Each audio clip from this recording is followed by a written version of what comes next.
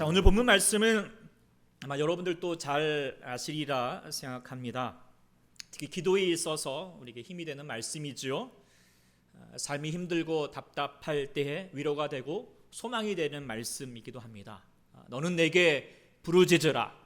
내가 내게 응답하겠고 내가 알지 못하는 크고 비밀한 은밀한 것을 내게 보이리라 라고 그렇게 말씀하셨던 말씀이 참 우리에게 다시 기도를 해야겠구나라고 하는 그런 마음을 갖게 하는 말씀입니다. 그리고 특별히 지금 우리의 삶에 그리고 한국교회에 절실하게 요구되기도 하는 말씀이다 생각하게 됩니다.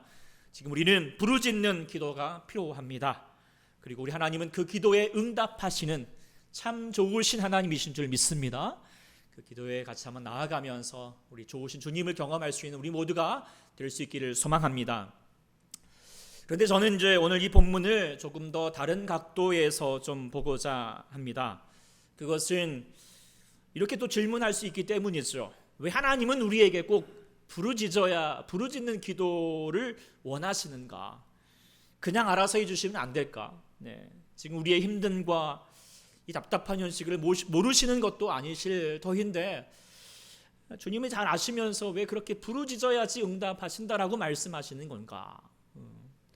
저처럼 못난 이제 인간은 그렇게 하나님께 괜히 이렇게 따져 물을 수 있기 때문입니다. 그래서 오늘 본문은 묵상을 해보면서 그에 대한 답을 가질 수 있겠다 이렇게 묵상하게 되었습니다. 특별히 본문에 하나님께서 너는 내게 부르짖으라 라고 그렇게 말씀하시기 전에 먼저 하셨던 말씀이 무엇입니까? 2절이죠. 같이 한번 1절 읽어보겠습니다. 시작. 이를 행하시는 여호와 그것을 만들어 성취하시는 여호와 그의 이름을 여호와라 하는 이가 이와 같이 이르시도다. 오늘 본문을 보면은 우리 하나님의 이름 여호와를 3번이나 이렇게 강조하고 계시죠. 그래서 저는 오늘 이 하나님의 이름을 좀 묵상해 보고자 합니다. 아마 이제 눈치를 채신 분은 좀 알겠지만 조직신학 이제 우리가 다음 주에 우리 이번 주간에 배울 주제가 또한 이 주제이기도 합니다. 그래서 이걸 준비하면서도 다시 오늘 말씀을 보니까 이 하나님의 이름이 다시 강조되고 있는데 그리고 우리 하나님이 그의 이름을 여호와라 하는 이가 말씀하신다라고 하면서 너는 내게 부르짖으라 라신 하나님 말씀을 우리가 돌아보면은 오늘 다시 한번 이 말씀 우리 가운데 허락하신 이유가 있고 더 깊이 있게 왜 내가 하나님께 기도하는데 하나님의 이름을 부르면서 기억하면서 기도해야 되는 것인가 참 귀한 말씀이 되겠다 생각하게 됩니다. 우리가 이제 이름이라고 하는 것은 이제 유대 이 성경 문화뿐만 아니라 우리 문화에서도 참 중요하잖아요. 그래서 이름 함부로 짓지 않잖아요. 저도 우리 딸들 이름 하여튼 짓느라고 골치 꽤나 이렇게 아팠던 기억이 납니다. 그래가지고 왜 사람들이 장명소로 그렇게 찾아가는지 좀 알 것 같다라고 하는 생각을 들기도 했습니다. 요즘은 없지만 이제 옛날에는 이런 보시죠, 이런 두꺼운 전화번호부 있었잖아요. 거기는 여기 이름 보는 쏠쏠한 재미가 있었다 생각하게 되는데요. 거기 이제 그 통계 옛날 그 통계 보면은 거기 이름 중에는 어떤 사람은 우리나라에는 박정희 대통령이 약 2,554명이 있었고요. 또 김정일도 우리 1,458명이 있더래요. 그리고 또 이름 중에는 200원, 2,000원, 2만 원, 이왕이면 2조 원이라고 하지 어쨌든 그렇게 되는 이름도 있고요. 또 어떤 이름은 현상범, 또 노숙자, 제일 특이한 이름 이인간, 부를 때마다 이인간아 이렇게 부르면 어떤 마음이 들까? 이 밖에도 하여튼 재미있는 이름이 참 많은데요. 근데 우리가 사람을 향하여서 이름을 부르고 이름을 이렇게 주기도 하지만 또 사물을 향하여서도 다 이름이 있잖아요. 다 이런 것도 핸드폰이라고 말하고 있고, 이것도 책이라고 말하고 있고, 다 컵이라고 말하고 있고, 그런 것처럼 이름을 말한다는 것은 그냥 무엇이라고 말하지 아니하고 그것을 지칭해 주는 것이고, 그래서 그 사물이 다른 사물과 또 그 사람이 다른 사람과 구별될 수 있도록 하기 위한 것이 바로 이름이다라고 그렇게 우리가 생각하게 됩니다. 근데 우리 하나님의 이름은 무엇일까요?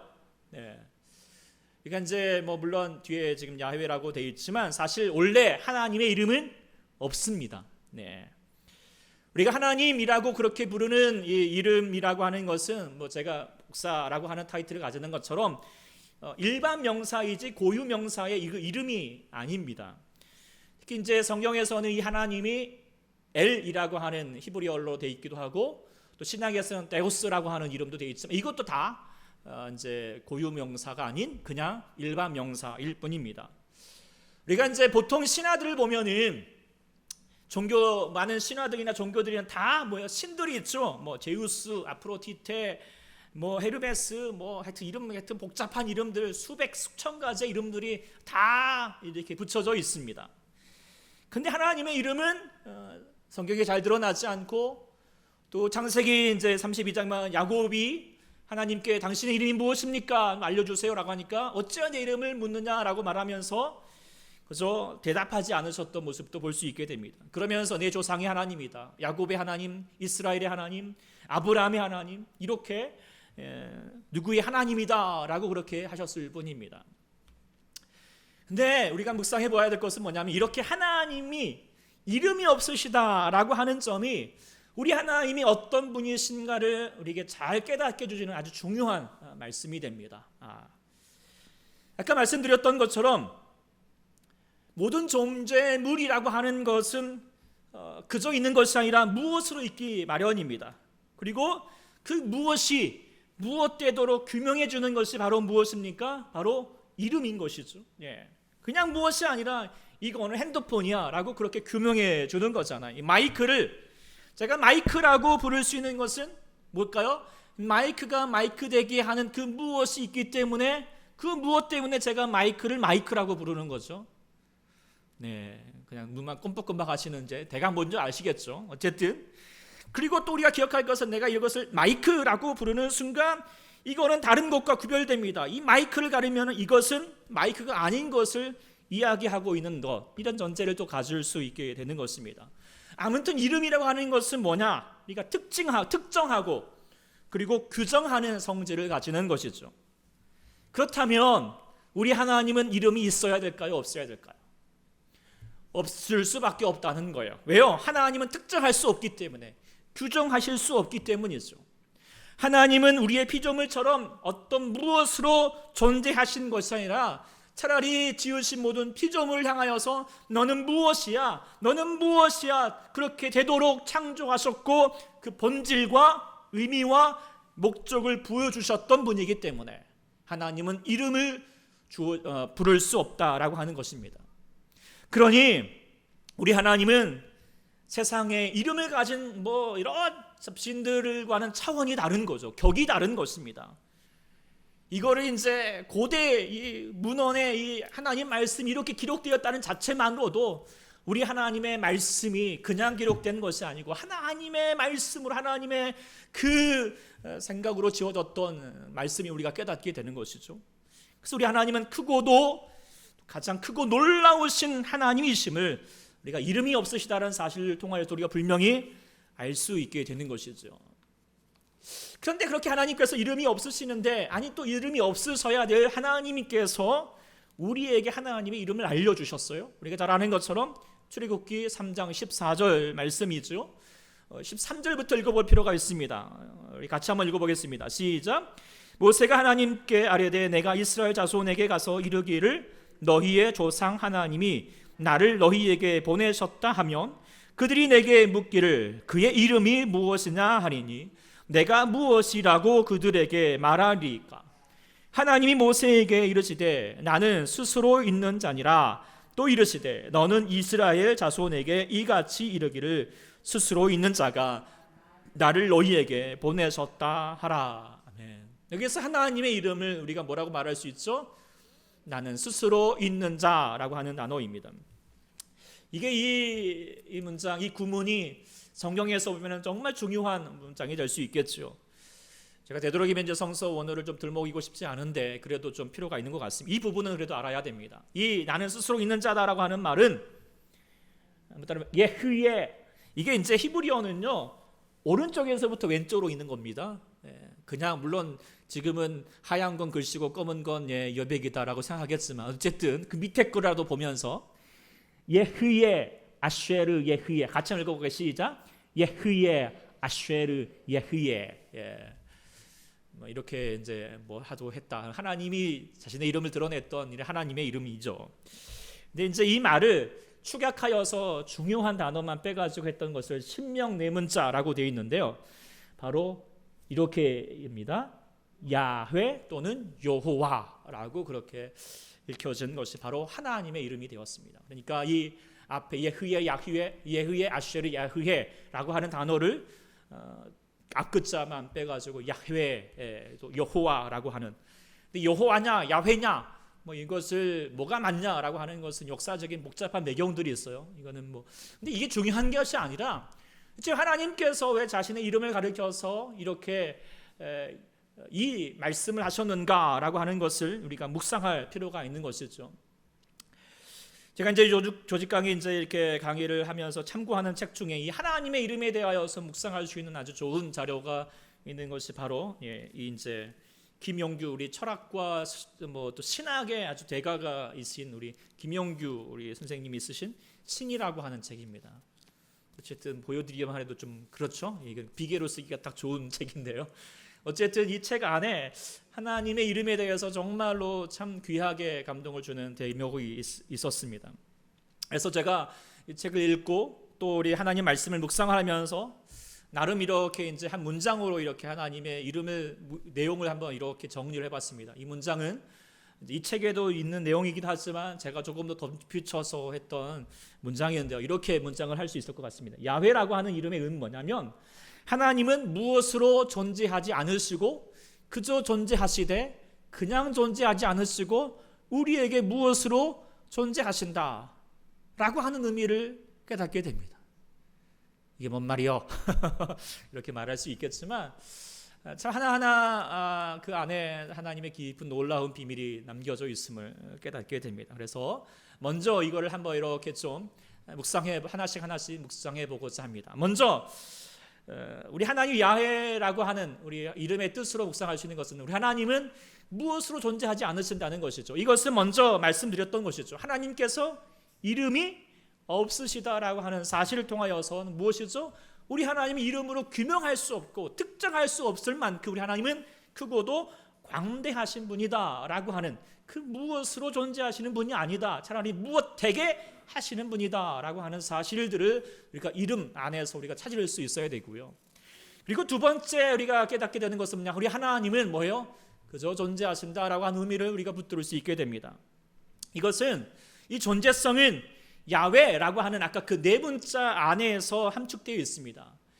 야훼라고 하는 것을 우리가 이름으로 이제 이야기하는 듯 하지만 사실 이름이라고 말하기에는 애매함이 있습니다. 그저 하나님의 존재가 어떻게 드러나느냐라고 하는 것을 밝혀줬던 내용일 뿐이죠. 그래서 하나님이 우리 성경책에는 스스로 있는 자다라고 말씀해 주셨고요. 영어로는 I am that I am, 나는 나다라고 하는 의미로 묵상할 수 있겠지만 보다도 언어에 가깝게 해석할 수 있는 것은 뭐냐면 나는 나로 있다라고 하는 의미로 가요. 나는 있다, 나는 존재한다, 나는 있습니다 라고 하는 의미로 볼 수가 있게 됩니다. 그러니까 우리 하나님은 무엇으로 존재하는 것이 아니라 그저 존재하신다, 그저 계신다라고 하는, 어디에 존재하는 것이 아니라 어디에나 계시는 분이시고 어느 시점에 존재하시는 것이 아니라 뭐예요?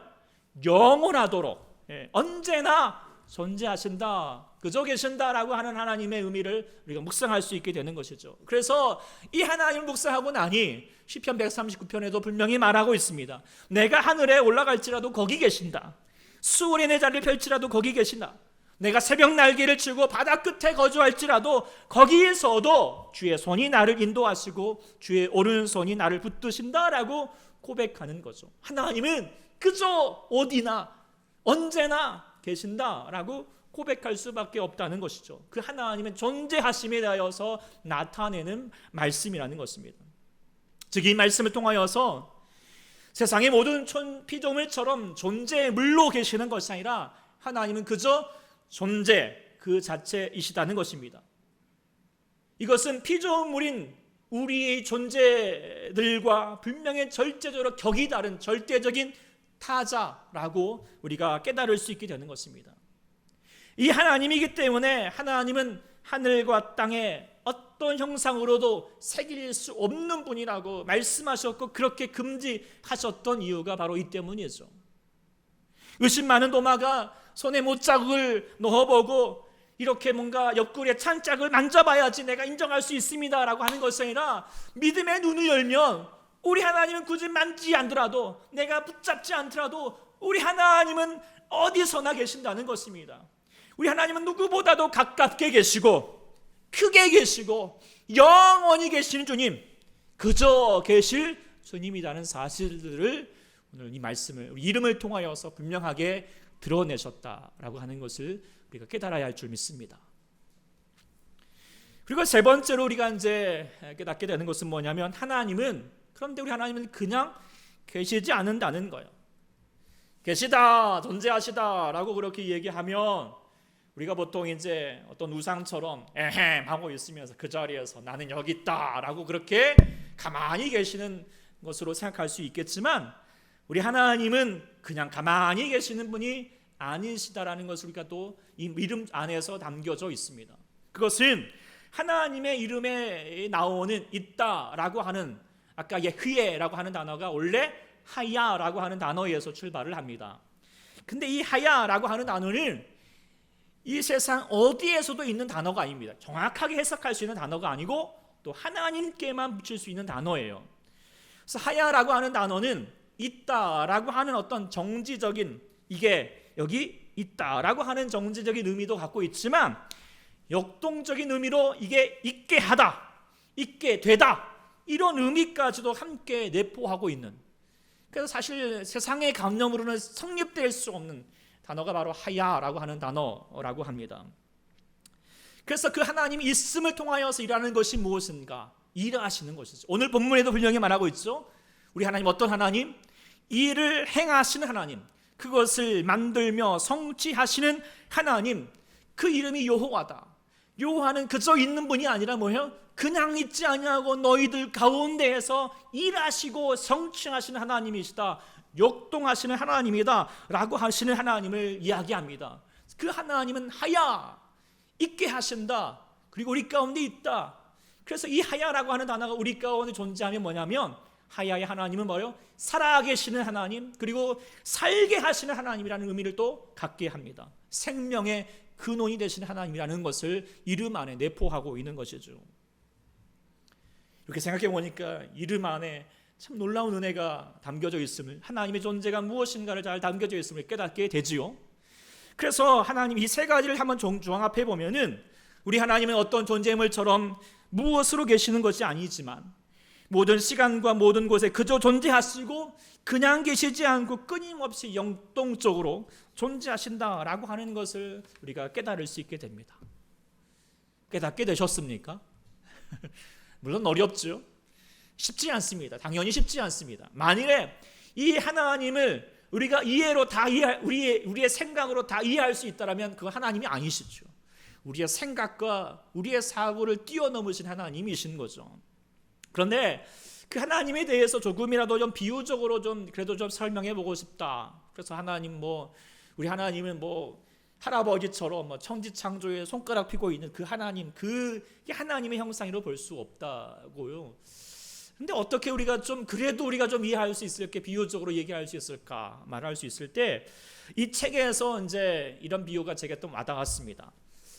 우리 하나님은 어떤 분이냐, 바로 바다로 비유하게 되는데요. 여기 한번 보면은 이 바다의 모습이죠. 한번 이렇게 제가 읽어드릴 때 한번 이렇게 좀 한번 묵상해 보십시오. 시작도 끝도 없는 어떤 무한한 바다가 있습니다. 그 바다는 가만히 있지 않고 끊임없이 역동적으로 출렁이는데 그 안에는 일정한 법칙이 있어서 그 법칙에 의해 무수한 물방울이 생겼다가 없어지지요. 게다가 무작정 출렁이기만 하는 것이 아니고 거스를 수 없는 강력하고 지혜로우며 거룩한 자신의 뜻을 이루기 위해 출렁입니다. 따라서 그 안의 모든 물방울은 잠시 존재할 동안에조차 오직 그 바다의 뜻과 의지에 의해 이끌려 갈 수밖에 없습니다. 이 무한하고 영원하며 강력하고 지혜로우며 거룩한 존재의 바다가 바로 하나님 야훼이지요. 그리고 그에 의해 그 안에서 생겼다가 잠시 후 없어지는 물방울들이 곧 존재물들입니다. 야고보 사도가 너희는 잠시 보이다가 없어지는 안개니라 라고 하는 묘사와 인간은 물론 또 광활한 우주마저도 이 바다에 잠시 생겼다 없어지는 물방울 하나에 불과할 뿐입니다 라고 그렇게 이제 비유적으로 얘기를 했어요. 하여튼 확 와닿지 않겠지만 어렴풋이 우리 하나님이 이렇게 좀 그려줄 수 있겠구나 라고 그렇게 생각하게 됩니다. 참 이 표현이 우리 하나님을 아주 조금 이해할 수 있게 한다, 도움이 된다라고 생각하는데, 그리고 또한 그동안 내가 얼마나 하나님을 편협하게 생각했는가라고 하는 것을 깨닫게 됩니다. 아무튼 야훼 하나님은 우리 가운데 크고 광대한 헤아릴 수 없을 만큼 우리 모든 존재물을 다 품고 계신 하나님이시다는 사실들을 분명히 드러내고 있는데요. 그런데 네 번째로 우리가 다시 묵상할 수 있는 것은 뭐냐면, 우리 하나님께서 이름을 허락하신 것 속에서 감춰주는 것은 뭐냐면, 하나님은 우리에게 또한 무엇으로 존재하신다는 사실을 또한 우리가 깨닫게 해주시는 것이죠. 하나님은 무엇으로, 우리가 첫 번째 했던 것처럼 무엇으로 존재하지 않으시는데 우리 가운데 이름을 주셔서 그 무엇으로 우리 가운데 부를 수 있도록 하셨다라고 하는 것은 뭐냐면, 우리 하나님이 우리에게 그 무엇이 되시겠다라고 하는 의미죠. 우리의 존재성에 하나님이 참여해 주시겠다라고 하는 아주 놀라운 선포인 것입니다. 이 덕목에서 이제 우리가 잘 아는 우리 김춘수, 저번에도 한번 얘기했지만 김춘수의 꽃 한번 다시 생각하게 떠올리게 됩니다. 내가 그 이름을 불러주기 전에는 그는 다만 하나의 몸짓에 지나지 않았다. 그러나 그의 이름을 불러주었을 때는 그는 나에게로 무엇이 됐죠? 꽃이 되었다라고 하는 대목을 보면은, 꽃은 꽃대로의 아름다움을 그대로 그냥 지닐 수 있지만 내가 그의 이름을 부르니 어떻게 됐죠? 그가 내 안에 꽃이 되었다라고 하는 이 의미, 이름을 부른다라고 하는 의미가 그런 의미로 내 안의 존재로, 내 안의 소유물로, 소유물이라는 말은 그렇지만 내 안의 소유로 있을 수 있게 된다라고 하는 것처럼, 우리 하나님을 이제 물론 꽃으로 비유할 수 없는 존재이시지만, 그래도 우리가 하나님의 이름을 부른다라고 하는 것은 하나님이 그저 저 절대적인 타저로 멀리 계신 하나님이 아니라 내가 하나님의 이름을 부름을 통하여서 그 하나님이 나의 삶에 다가와 주시는 나의 하나님, 나의 소유가 되어 주시겠다라고 하시는 하나님의 놀라우신 은혜의 초대인 줄 믿습니다. 그런데 다른 말로 말하면 이 존재의 바다가 나의 삶의 인생의 잔에 담기겠다라고 하는 의미거든요. 정말 말도 안 되는 이야기잖아요. 그런데 그 하나님이 내 안에 남겨주시겠다는 거예요. 우리가 하나님의 이름을 부르도록 하라가시면 그 강대하신 하나님, 말로 형용할 수 없는 그분이 나의 하나님으로 참여해 주시겠다라고 하시는 바로 은혜의 놀라운 초대인 줄 믿습니다. 그 은혜의 초대에 우리가 응답하면서 하나님 앞에 주의 이름을 부르는 자 되어야 할 줄 믿습니다. 그리고 그 하나님을 부르면서 나의 하나님으로 다시 한번 만나는 그 순간, 그 놀라운 장이 어디일까요? 바로 그곳이 바로 기도라고 하는 사실입니다. 기도입니다. 오늘 본문에 하나님께서 예레미야에게 자신의 이름을 3번씩이나 반복하신 후에 너는 내게 부르짖으라, 그러면 내가 내게 응답하겠다라고 하셨던 것은 이 하나님의 놀라운 은총에 초대해 너희가 참여하여라 라고 하신 하나님의 초청의 메시지라고 하는 것이죠. 우리가 여기서 내가 응답하겠다라고 하는 응답은 우리의 생각하는 그런 응답과 차원이 다릅니다. 내가 원하는 대로, 내가 생각하는 대로 이루어지는 것을 말하는 것이 아닙니다. 지금 예레미야가 시위대들에 갇혀져 있는데 풀려지는 것이 하나님이 원했던 응답이 아니죠. 지금 이스라엘 백성들이 바벨론의 포로로 함락될 수 있는 위기 가운데서 이게 벗어나였다, 해방되었다는 것도 응답이 아닙니다. 지금 우리가 이 코로나로 말미암아 이 답답하고 힘든 상황 가운데 있는 것에서 다 이렇게 이제 일상으로 돌아가는 것 또한 우리의 응답이 아닙니다. 우리가 때로는 문제가 있고 환란이 있을 때 해결되는 것만이 기도를 통하여 받을 수 있는 응답이 아니라는 것입니다. 진짜 하나님의 응답은 뭐냐? 우리의 생각과 기대보다도 훨씬 더 엄청난 사건입니다. 나라고 하는 이 작은 존재물이 하나님이라고 하는 그 존재의 바다 가운데 뛰어드는 사건입니다. 그리하여서 나의 작은 눈과 나의 작은 생각으로 알지 못하는 하나님의 크고 은밀한 비밀을 알게 하시고 깨닫게 하시고 참여하게 되는 역사, 이걸 누리는 것이 바로 하나님께서 우리 가운데 구하시고 이루시고자 하셨던 응답의 약속인 줄 믿습니다. 그리고 찬송가 302장처럼 내 주 하나님 넓고 큰 은혜는 저 큰 바다보다 높다 깊다, 너고 닷줄을 끌어서 깊은 바다로 한가운데로 가보라 라고 그렇게 찬양하는 것처럼, 기도는 뭐냐면 내가 정말 이 기도 가운데 하나님의 이름을 부른다는 것은요, 나의 닷줄을 끊는 겁니다. 나의 일상과 나의 아집과 나의 고집을 끌어내고 어떻게 해요? 풀어서 이제는 하나님의 존재에 바라도 나아가는 것이죠. 그래서 그 형용할 수 없는 그 은혜의 세계로, 나 같은 죄인을 살리셨던 그 어메이징 그레이스, 놀라우신 은혜, 하늘을 두루마리 삼고 바다를 먹물 삼아도 우리가 표현할 길 없는 그 하나님의 사랑을 우리 마음 가운데, 우리의 삶 가운데 누리게 되는 그 역사가 바로 우리가 하나님의 이름을 부르며 기도하는 것인 줄 믿습니다. 그런데 우리가 하나님의 그 이름을 부르면서 그 하나님의 존재 가운데 참여하기 위해서 해야 할 기도는 그냥 기도가 아닙니다. 오늘 본문에 뭐라고 말했습니까? 부르짖는 기도가 되어야 된다라고 그렇게 말씀하셨지요. 단순히 관념적으로, 추상적으로, 습관적으로 그렇게 기도하여서는 하나님의 바다에 뛰어들 수가 없습니다. 그렇게 기도하여서는 작은 파도 보고도 마음 졸여서 우리는 전진할 수가 없는 것이죠. 그래서 부르짖어야 합니다. 부르짖는다라고 하는 것은 간절히 사모하는 것이고 갈망한다라고 하는 의미죠. 나는 나대로, 너는 너대로, 하나님 하나대로 살고 나는 내 방식대로 살겠습니다라고 말하는 것이 아니라, 나는 내 자신을 포기하고 내려놓고 하나님 앞으로 나아가겠습니다. 그리고 하나님의 내 삶 가운데 찾아와 주시고 나와 동행해 주시고 나와 동거해 주시기를 간절히 원한다라고 하는 의미겠죠.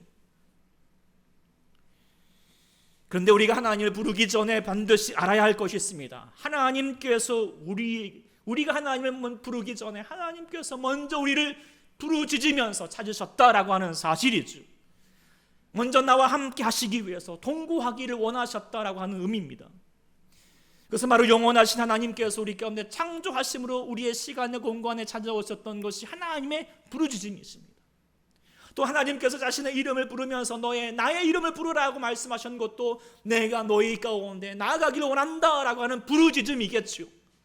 무엇보다도 하나님의 부르짖음은 무엇이겠습니까? 그 높고 높으신 하나님께서 낮고 낮은 이 땅 가운데 오시고 십자가에서 우리의 죄와 허물을 위해서 죽으셨다라고 하는 그 십자가의 사건은 하나님께서 내가 너를 원한다라고 하신 하나님의 절규하듯이 부르시는 부르짖음이신 줄 믿습니다.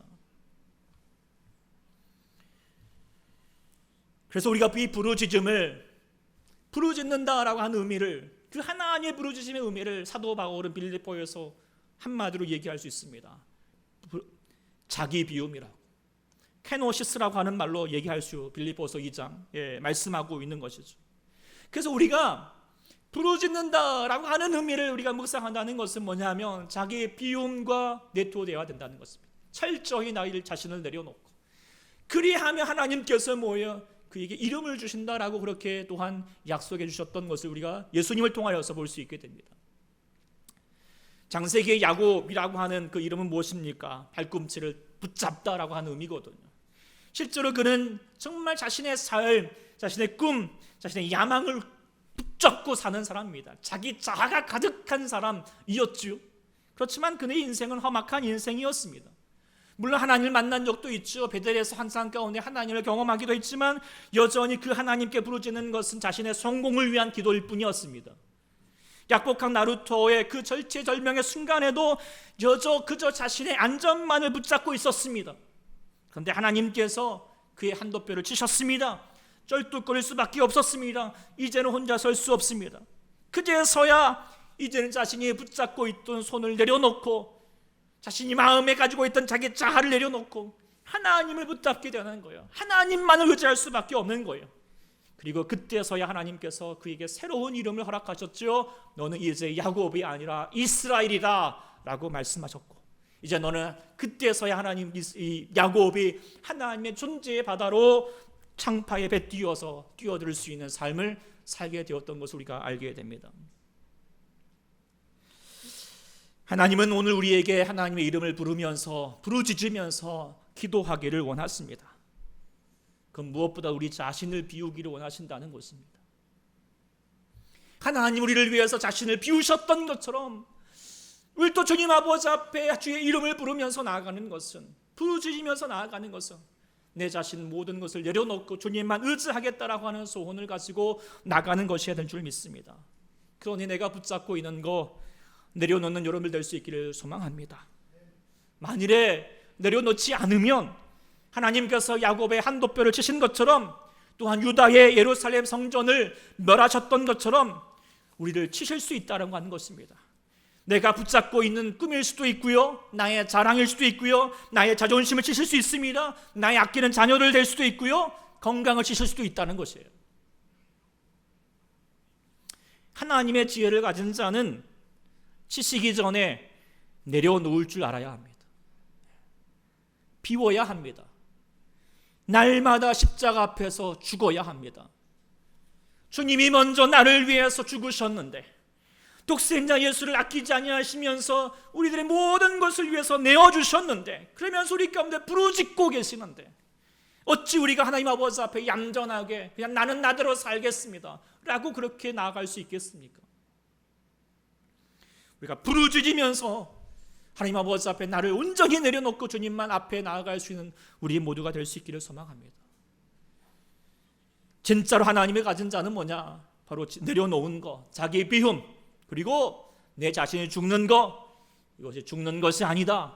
이것은 곧 사는 것이다. 비워놓는 것이 아니라 진짜로 채우는 것이다 라고 하는 것이 아는 사람, 이게 정말 하나님의 말씀을 아는 자이고 진짜 하나님의 지혜를 가진 자이죠. 하나님은 간절한 마음으로 하나님의 이름을 부르면서 부르짖으면서 하나님 이름 가운데 나아가는 자에게 하나님의 가장 선하신 것으로 응답하신 주님, 좋으신 하나님이신 줄 믿습니다. 그래서 하나님은 무엇보다도 자신의 거룩한 이름을 우리 가운데 허락하셨다라고 하는 것입니다. 그 하나님의 광대하신 존재의 바다로 깊은 곳으로 우리 가운데 인도해 가신 하나님이시라는 것을 자신의 이름 가운데 남겨주셨다는 것입니다. 그래서 나의 빈잔을 채우시고 주의 생명의 은혜의 강물로 넘치게 하는 삶을 우리가 기대하면서 오늘 또 주님의 이름을 부르면서 하나님 아버지 앞에 나아갈 수 있는 우리 모두가 될 수 있기를 간절히 축원합니다. 기도하겠습니다. 사랑의 주 하나님 아버지, 오늘 또 주님 아버지 앞에 나아가는 저희가 우리가 무엇보다도 하나님께 나아갈 때 그 기도 가운데 하나님의 그 놀라우신 이름을 우리 가운데 허락하시고 부르짖게 하심을 참으로 감사합니다.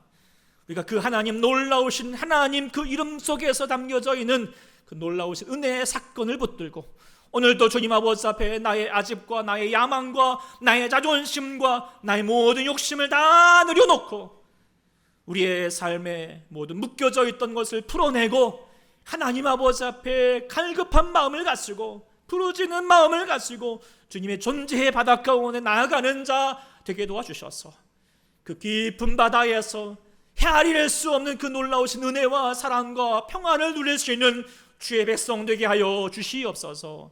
주께 감사드리며 예수님의 이름으로 간절히 기도하옵나이다. 아멘.